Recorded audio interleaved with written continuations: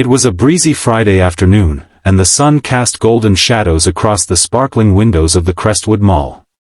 Jeremy Carter, 28, tall, sharply dressed in a crisp navy blue suit, stepped out of his matte black Tesla with the same ease he approached every decision in his life, confidence born from control. He had made it. CEO of a rising tech company, he was the face of overnight success. At least, that's what the world thought. But behind the million-dollar smile was a man quietly haunted. And today, someone, was about to rip open a wound he thought had healed. He adjusted his cufflinks and walked briskly toward the glass doors, his mind already working through the investor call scheduled in an hour. He barely noticed the usual crowd around the mall entrance, vendors, musicians, street performers, and a few homeless people slouched beside the fountain. But just as he was about to step inside, a strange sensation crept up his spine. A shiver, one not caused by the breeze. A soft voice, barely audible, cracked through the background hum like a whisper from a dream. Jeremy. He turned slowly. The world blurred. Time screeched to a halt. There she was. Sitting on the cold pavement, wrapped in a faded gray hoodie and worn-out jeans, her hands trembling as she clutched a cardboard sign that read, "Hungry. Please help." Her hair was matted and wild, but unmistakably hers. Those eyes, sea-glass green, once radiant with dreams, now looked dimmed with pain and fatigue. Yet still, he knew. It was her. Emma Whitmore. The girl who once held his heart like no other. The girl who vanished 5 years ago without a note, a call, or a goodbye. His Emma, now a beggar outside the mall. His breath caught in his throat. He stepped closer, disbelief etched into every muscle of his face. "Emma," he whispered. She looked up at him, stunned at first, then her lips trembled as she tried to form words. "Jeremy. I didn't want you to see me like this." His heart thundered. He felt the ground shifting beneath his feet. This couldn't be real. How did the girl who once dreamt of dancing in Paris end up begging on the sidewalk like a ghost of herself? "Where have you been? What happened to you?" he asked, crouching beside her. Emma turned her face away. "You shouldn't be here." Emma, I looked for you. After you disappeared, I went crazy trying to find you. I filed missing person reports. I contacted your family, your friends, no one knew anything." She flinched. "I know. I watched, from afar. But I couldn't come back. I had to disappear." "Disappear?" Jeremy's voice cracked. "You vanished from my life without a word. Do you know what that did to me? And now I find you like this." Tears welled up in her eyes but didn't fall.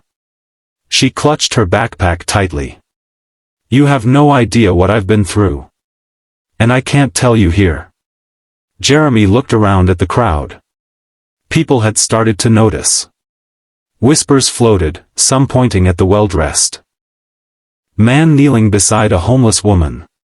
This wasn't the place for questions, or answers. "Come with me," he said firmly. "No," she shook her head violently. "I can't. I don't want your pity." "It's not pity, Emma. It's everything I still feel for you." Her lip trembled, but she didn't move. He took a deep breath. "Look. There's a coffee shop across the street. Just give me 10 minutes. That's all I ask. 10 minutes to find out why the girl I once loved turned into a stranger." She hesitated. Then nodded. Inside the cafe, the warmth and cinnamon scent made the air feel almost too sweet. Jeremy ordered her tea and a sandwich. Emma sat quietly across from him, eyes cast downward, fingers wrapped around the steaming mug like it was the only warmth she'd felt in years. "I guess I owe you the truth," she whispered. Jeremy leaned in. "Yes. Please." Emma stared at the table, collecting her thoughts. 5 years ago, I found out my father had terminal cancer. You remember how close I was to him. I didn't tell anyone because he made me promise. He didn't want anyone, not even you, to know. So, I dropped everything. I left school. I left you. I ran home and stayed by his side until his last breath. Jeremy's jaw clenched. Why didn't you tell me? I could have helped. I know. But he didn't want help. He was proud.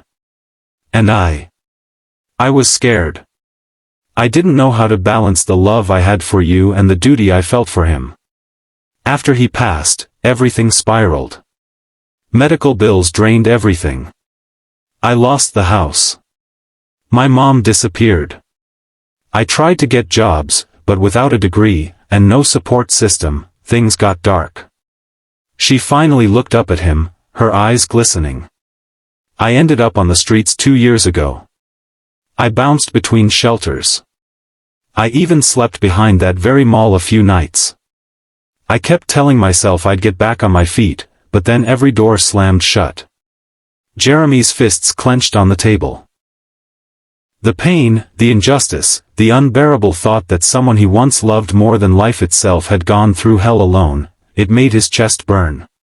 Why didn't you reach out to me after it all? He asked softly. I thought you'd moved on. You were destined for greatness, Jeremy.